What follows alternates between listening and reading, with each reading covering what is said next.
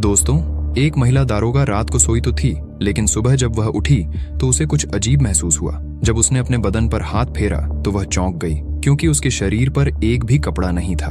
वह पूरी तरह से निर्वस्त्र अवस्था में बिस्तर पर पड़ी हुई थी। उसकी नजर जब साइड में चल रहे टीवी पर गई तो उसकी आंखें फटी की फटी रह गईं। टीवी पर उसी का वीडियो चल रहा था जिसमें वह पूरी तरह से नग्न थी और कोई व्यक्ति उसके साथ संबंध बना रहा था। तभी रूम का दरवाजा खुलता है और एक व्यक्ति अंदर प्रवेश करता है। जब वह महिला दारोगा उस व्यक्ति को देखती है तो वह शॉक्ड रह जाती है। दोस्तों, आखिर कौन था वह व्यक्ति और क्या हुआ था उस महिला दारोगा के साथ? एक दिल को दहला देने वाली और मन को झकझोर देने वाली एक सच्ची घटना लेकर आज मैं आपके सामने हाजिर हुआ हूँ। नमस्कार दोस्तों, स्वागत है आपका हमारे चैनल क्राइम स्टोरी किलर पर फिर से एक और सच्ची घटना के साथ। अगर आपने चैनल को सब्सक्राइब नहीं किया है तो अभी सब्सक्राइब कर लीजिए और बेल आइकॉन को प्रेस करना न भूलें। वीडियो को अभी से लाइक करें और बताएं कि आप यह कहानी किस जगह से देख रहे हैं। आइए चलते हैं कहानी पर। उत्तर प्रदेश का एक शहर लखनऊ। दोस्तों, लखनऊ के पुलिस मुख्यालय में तैनात एक महिला दारोगा जिसका नाम था सुनीता उपाध्याय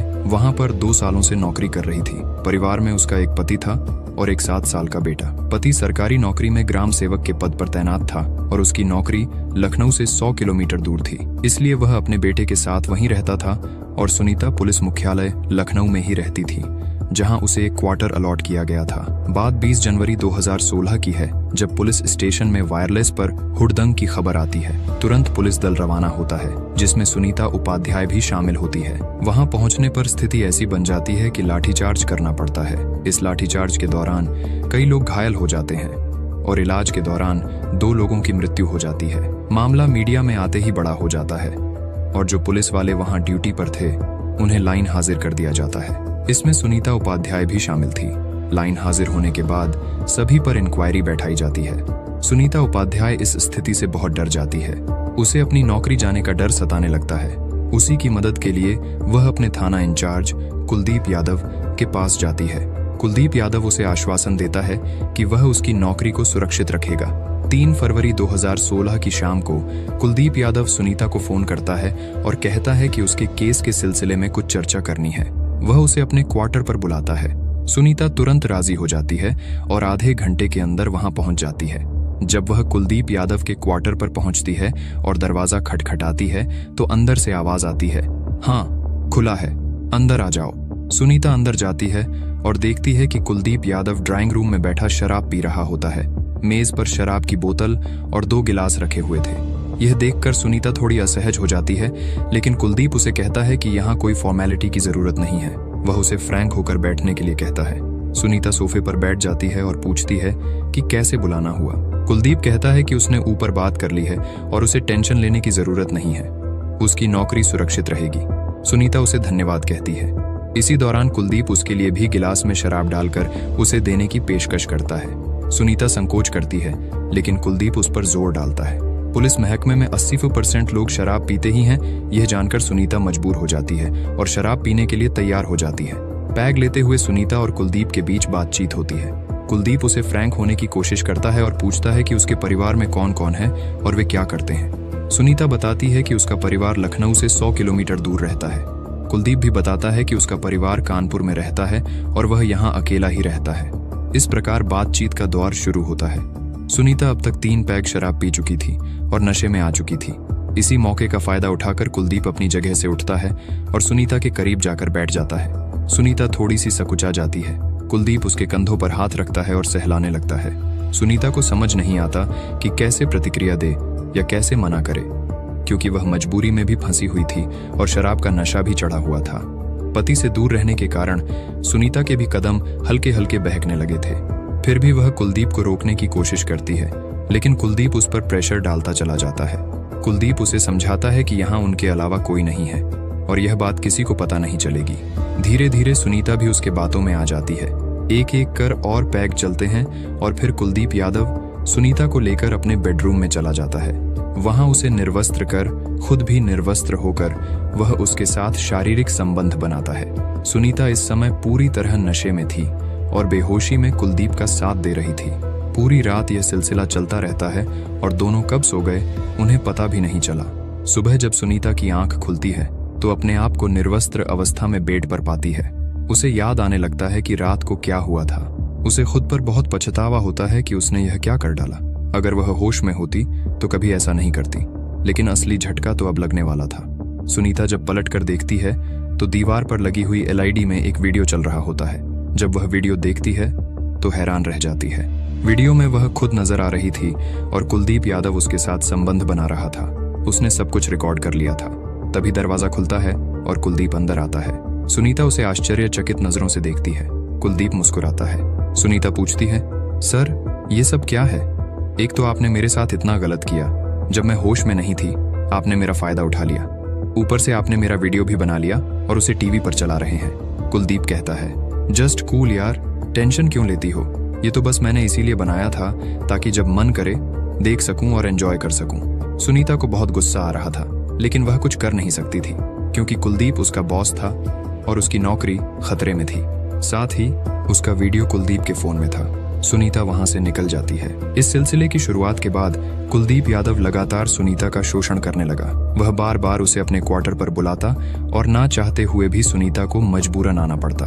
अब महीने में करीब 20 दिन सुनीता अपनी रातें कुलदीप यादव के क्वार्टर पर बिताने लगी थी। कुलदीप उसका जमकर शोषण कर रहा था। एक रात जब सुनीता कुलदीप की बाहों में होती है और वह उसके साथ संबंध बना रहा होता है तो वह सुनीता से कहता है, सुनीता, मैंने तुम्हारे बारे में ऊपर के अधिकारी से बात कर ली है। वे तुम्हारी फाइल क्लियर करने के लिए तैयार हैं, लेकिन एक शर्त रखी है। अगर तुम वह शर्त पूरी कर देती हो तो तुम्हारी नौकरी का खतरा टल जाएगा। सुनीता पूछती है, सर कितने पैसे देने होंगे? कुलदीप हंसता है और कहता है, पैसे?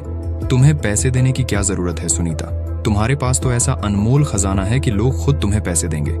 तुम्हें वही करना है उन साहब के साथ भी जो हम दोनों अभी कर रहे हैं। बस एक बार उन्हें खुश कर दो और तुम्हारा काम हो जाएगा। सुनीता चिढ़ जाती है और गुस्से में कहती है, मैं ऐसा नहीं कर सकती। कुलदीप गुस्से में कहता है, ज्यादा नाटक मत कर। तू जैसों को सीधा करना मुझे बहुत अच्छी तरह आता है। चुपचाप कल शाम को 8 बजे साहब के बंगले पर पहुंच जाना। अगर नहीं गई तो परसों तेरा सस्पेंशन लेटर तेरे टेबल पर होगा। मजबूरी में सुनीता को अगली रात उस वरिष्ठ अधिकारी के साथ उसके बिस्तर में बितानी पड़ती है। अब यह सिलसिला शुरू हो गया था, कभी इस अधिकारी के साथ तो कभी उस अधिकारी के साथ। कुलदीप यादव ने सुनीता को 4 से 5 वरिष्ठ अधिकारियों के साथ सोने के लिए मजबूर किया था। इसके बावजूद एक दिन सुनीता का सस्पेंशन लेटर उसके टेबल पर था। सुनीता को इस बात का गहरा धक्का लगा। सुनीता गुस्से में कुलदीप यादव के केबिन में पहुंचती है और सस्पेंशन लेटर उसके टेबल पर फेंककर चिल्लाने लगती है। उसके चिल्लाने की आवाज सुनकर थाने के लोग चौंक जाते हैं और कान लगाकर सुनने की कोशिश करते हैं।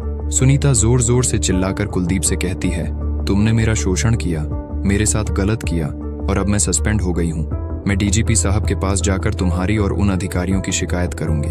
कुलदीप भी गुस्से में कहता है, जा, तुझे जो करना है कर ले, तेरे पास सबूत क्या है? उल्टा मेरे पास तेरे खिलाफ सबूत है।